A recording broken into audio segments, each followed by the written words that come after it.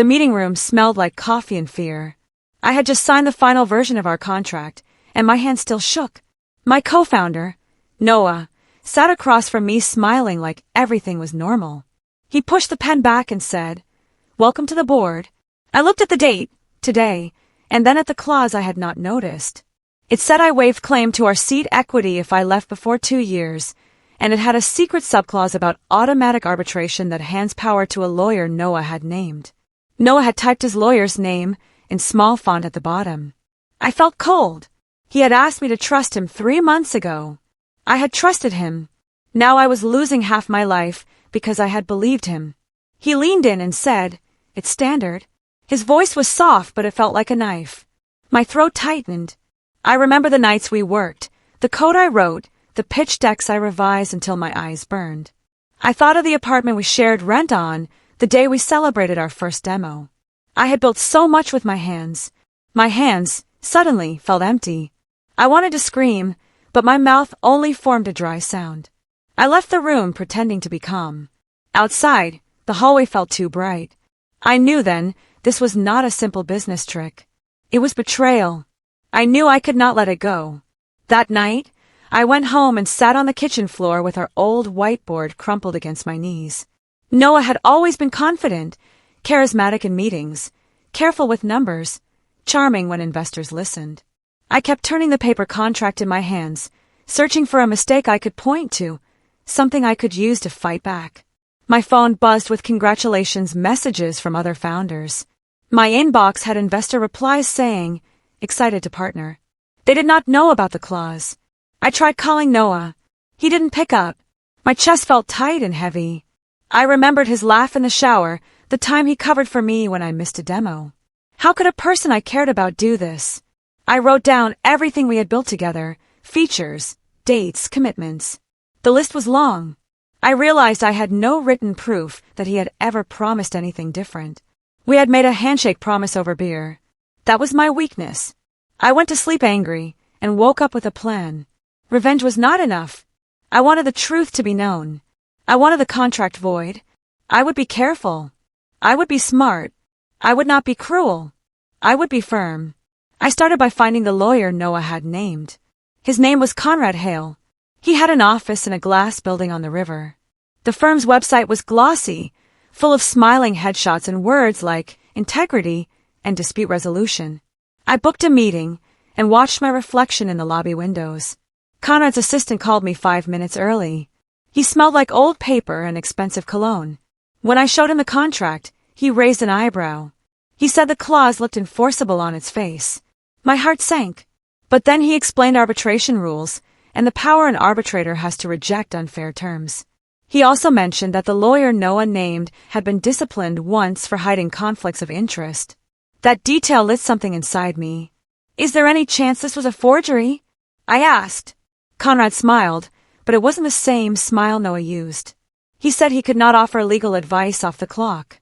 Still, he handed me a small list of questions to ask an arbitrator and said, "Be honest with yourself about your options."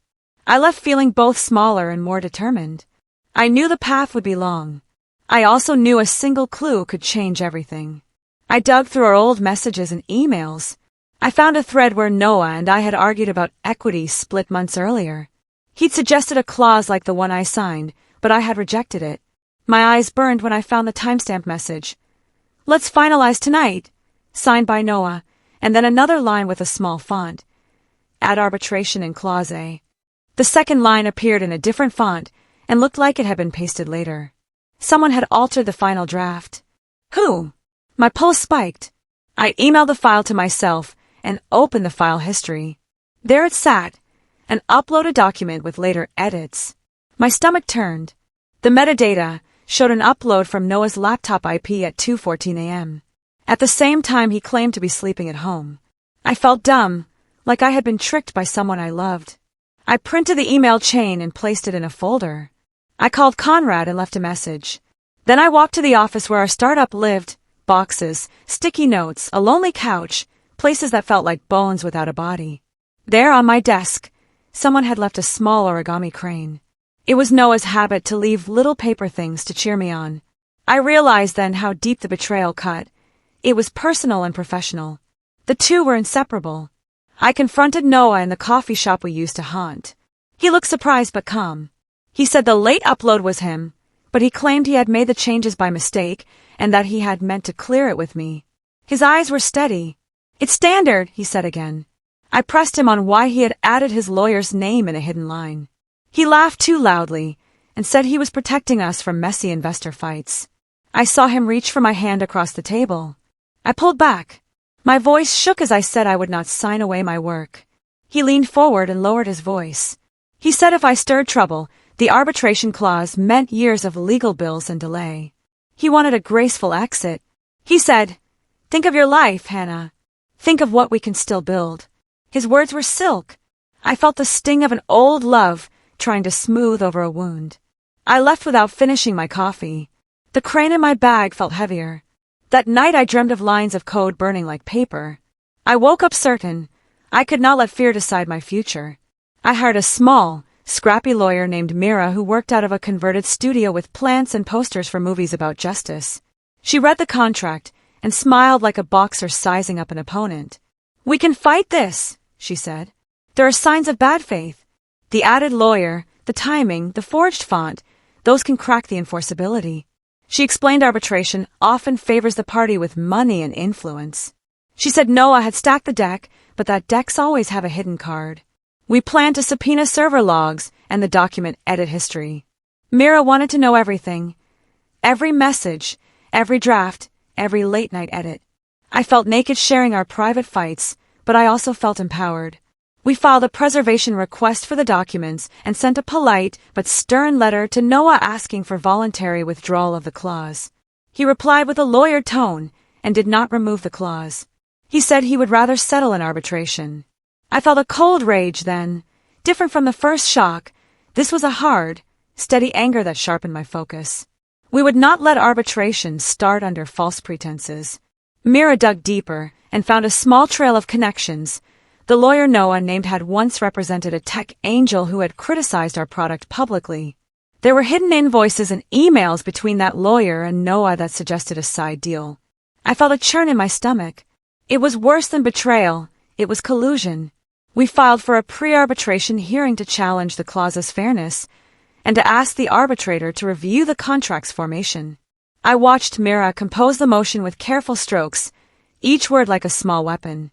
The night before filing, I stood on our office roof and looked at the city lights. The startup that had been our dream sat below in a dim window. I thought of who I had been before the company, someone with messy hair and stubborn hope, and who I was expected to be now, careful, guarded, strategy-minded.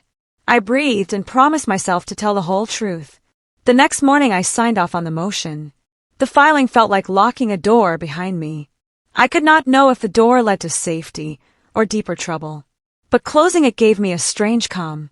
The arbitrator assigned to our case was named Judge Adler, a retired judge with a reputation for fairness but a dislike for theatrics. His first order surprised me. He demanded proof that there had been mutual assent to the clause and asked for all communication between Noah and me during the contract period. That was the opening I needed. I sat in the hearing room with Mira and watched as Noah's lawyer sat like a carved statue. Noah himself avoided my gaze. The arbitrator examined the evidence and asked hard questions. I spoke honestly, my voice small but steady. I told him about the late-night upload and the font change and the origami crane. I told him I had never agreed to be stripped of my stake. Noah's lawyer argued the clause was standard and that my signature meant consent. There was a long silence. The arbitrator asked for time to consider. Walking out, I felt both exposed and strangely lighter.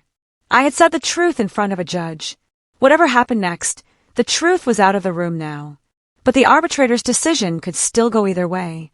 A week later, the arbitrator published a partial ruling. He did not throw out the clause, but he demanded an independent forensic analysis of document edits. He also asked both parties to provide witness testimony about contract negotiations. The ruling was a small victory, like a crack in a dam. I celebrated quietly. No champagne, just a walk in the rain with my head bare, letting cold water wash the fatigue from my face. But the celebration was short. Mira told me the forensic team found evidence that edits had been made from an IP address that matched Noah's phone, not his laptop. More oddly, there were traces of edits from an IP linked to a cafe across town, one where Noah had no alibi. When I showed these findings to Noah, his face went pale. He said he had no idea. I watched him for any sign of guilt and found only a tightness at his mouth. He left the conversation, saying he needed to get his documents in order. The next day, an email leaked to an investor list claiming the startup had internal disputes. Investors started to call. My chest tightened. The battle was going public. Rumors spread fast. An investor I trusted called to ask what was happening. Older employees sent nervous messages asking what this meant for payroll. The startup Slack is filled with whispers and emojis. I tried to steer conversations, but Noah countered with polished talking points and reassurances that the dispute was minor and contained. I watched morale fray like an old rope. We had to keep the product alive while the legal fight dragged on. I slept in the office sometimes, wrapped in a hoodie, listening to the hum of servers. Mira worked late nights drafting responses to subpoenas and filings. The drama escalated when an anonymous blog published a hit piece suggesting the contract was legitimate and that I was overreacting. Comments attacked me for being dramatic and accused me of trying to sabotage a company. The pain in my chest returned, but it was undercut by a fierce resolve. I decided to gather witnesses, engineers who had been in late-night meetings, investors who had sat in on pitches, friends who had seen our work. Each brought their own small memory, a patch in the quilt of our truth. A key witness emerged. Mara, our first engineer, remembered Noah pushing to finalize the contract late at night when I stepped out to call my mother. She said Noah returned with a new file and urged us to sign quickly. Her testimony matched my memory and added weight. The arbitrator accepted her statement and scheduled a hearing to cross-examine both of us. The hearing felt like a tightrope walk. Noah's lawyer tried to paint Mara as biased, claiming she resented my promotion. I watched Mara stay steady, her fingers folded, her voice clear. She described the night exactly as I had remembered it. The more evidence stacked, the more Noah's calm cracked. He fumbled over answers, and once, for a breath, his expression turned raw. After the hearing, Noah avoided me. He stopped answering calls and began seeing fewer investors. I realized our war was changing him. I felt a twinge, part satisfaction, part sorrow. He had been my friend. Now our lives orbited a small, merciless contract. Noah's behavior grew stranger. He started deleting messages, and then denied doing so. Fans and followers of our product began to pick sides online. I found a private chat where Noah bragged about playing the long game and mentioned a secret investor willing to back him if he could regain control. Reading that message felt like a cold slap. The secret investor had been a shadow on the edges of our funding talks. Who else knew our plans? I called investors one by one, telling them the truth as best I could without making accusations I couldn't prove. Some believed me and offered quiet help. Others stepped back, waiting to see the arbitrator's final ruling. Meanwhile, the arbitrator allowed a limited discovery into Noah's new investor connections. That led to a surprising turn. The secret investor was linked to a rival startup that had lost a contract to us last year. Suddenly, what had looked like personal betrayal hinted at a larger plan to take our product and bury us. The stakes widened. This was no longer just about my equity. It was about our work being stolen and erased. I felt the weight of responsibility like a stone in my pocket. The rival startup seemed motivated to discredit us and absorb our ideas. If Noah had been colluding with them, that would explain his sudden betrayal. I spent nights combing through old demos, meeting notes, and emails. I found an old version of our pitch deck saved to a shared drive and noticed small changes mirrored in the rival's latest feature list. It was subtle, but a pattern formed. I presented this to the arbitrator and asked for permission to subpoena the rival's documents. The rival claimed the overlap was coincidence. The arbitrator allowed a limited review, citing the possibility of bad faith. As the legal net tightened, Noah's composure began to unravel. He missed a demo with a major client and later lied, saying he was ill. Employees started to whisper about his late nights and closed meetings. I wondered if he felt trapped between two worlds, the man who loved building and the man who had made a choice that cost him both trust and future. I felt both pity and resolve. We could not stop until the truth came out. One night, the rival company's CTO accidentally sent an internal email meant for his team to our public support inbox. It was a fat, stupid mistake, and it named Noah as a contact and mentioned a payment schedule. My hands shook as I printed the email. It was the smoking gun. We added it to the file for the arbitrator. When confronted, the rival tried to backtrack, claiming it was a draft for a joint proposal. Their PR team issued a bland statement. The public buzz intensified. Investors grew nervous, and our runway hung by a thread. The arbitrator called a special session and demanded both sides explain the email. Noah's silence in the room was louder than any denial. He finally spoke, voice thin, and said the email was proof of negotiations but insisted he had stopped any deal once the arbitration began. Mira cross-examined him calmly, and his answers were messy. I could see the man I trusted collapsing into a shell of excuses, but the arbitrator's ruling still wasn't final. He warned both sides that if bad faith was proven, there would be sanctions. I felt hope flicker like a small, stubborn flame. Noah's life started to tilt. He lost contact with some investors who feared association. He burned bridges with a few key clients. The secret investor pulled back. He began to text me at odd hours, sometimes pleading, other times accusing me of ruining him. I read the messages with a strange mixture of anger and sadness. One night he showed up at the office and begged me to meet. He said he had made terrible mistakes but wanted to fix them. I listened, but the part of me that had trusted him once had a new lens, caution. He admitted involvement with a rival company but said he had been pressured and promised to cooperate in undoing the deal. I wanted to believe him, but I also had the file of emails proving his deeper lies.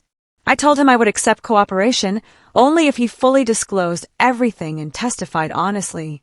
He agreed, but I watched his face when he said it. Something in him snapped between relief and fear. I knew then that either he would help redeem himself, or he would try one last move to save his own skin.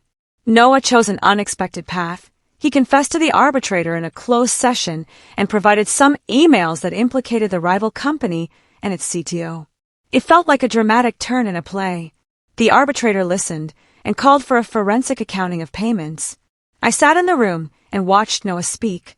He looked smaller than before, but there was a hint of regret in his voice. The rival's CTO, when confronted, blamed Noah and painted him as manipulative. The arbitrator faced a tangle of claims and counterclaims. Then the forensic accountant found a wire transfer from the rival to an intermediary account that matched a pattern of payments mentioned in Noah's emails.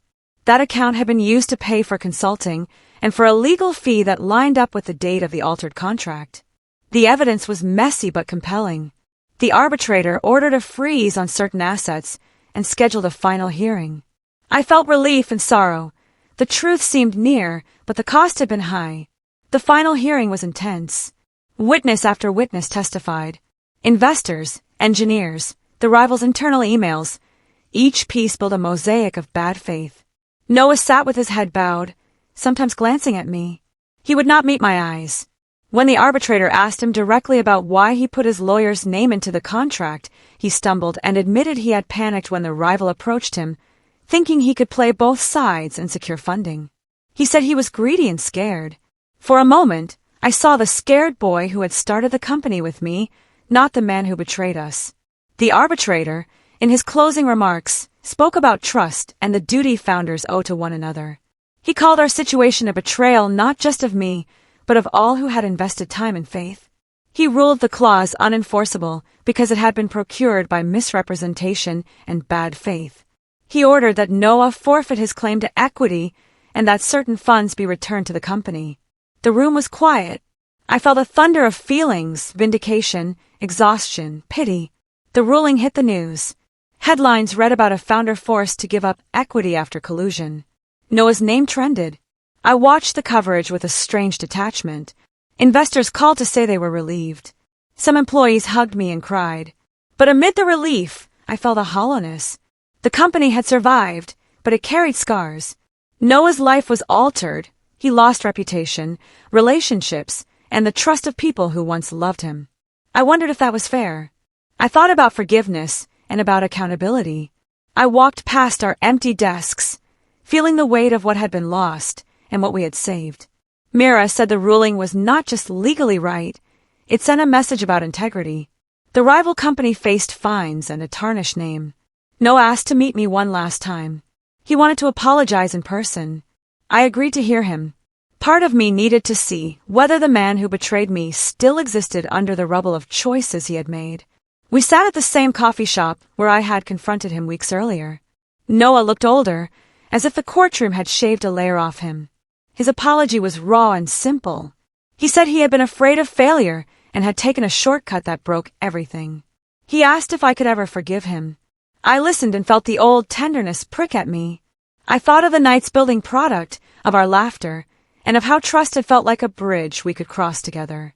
I told him I forgave him in a small way, not to erase what he did, but to stop hating. I told him forgiveness did not mean forgetting. He nodded and said he would leave the startup and try to rebuild honestly elsewhere. As he stood to leave, he handed me a small envelope. Inside was a draft of a message he planned to send to investors, taking responsibility and spelling out restitution measures. It was honest and unguarded. I felt a quiet closure. Still, part of me worried about the future, about what scars would remain. Life after the ruling was not simple. We rebuilt investor confidence, slowly. We fixed bugs, sent product updates, and focused on customers. Confidence is fragile. It returns like spring, cautious and green. Some team members left, unable to stay in an office with the memory of betrayal. Others stayed and worked harder. I made new rules, written approvals for changes, stronger controls, and a culture of transparency. I slept better. The company found new partners who believed in our mission. We also set up a small restitution fund to repair harm done to employees who had lost bonuses or opportunities because of the dispute. That felt right to me. Noah found a small consulting job and started sketching ideas for something new. He sent me occasional updates about his progress and his therapy. I watched his life from a distance, noticing small improvements. I felt both grateful and wary. The world was complicated, and people could both do harm and try to make amends. Months later, a former investor approached me with a tempting offer: buy out our product and fold it into a larger platform. The sum was large and could secure the team's future. I found myself at a crossroads. Selling would solve many problems, but might steal the soul of what we had built. I thought of the origami crane, the nights, the small victories. I called a meeting with the board and presented both options: sell for security or stay independent for the love of the product. There was heated debate. Some wanted cash to stabilize life and families. Others wanted to fight for independence. I felt the weight of decision in my bones. Ultimately, we chose to stay independent but to accept a strategic investment that gave us breathing room without losing control. It felt like the right compromise.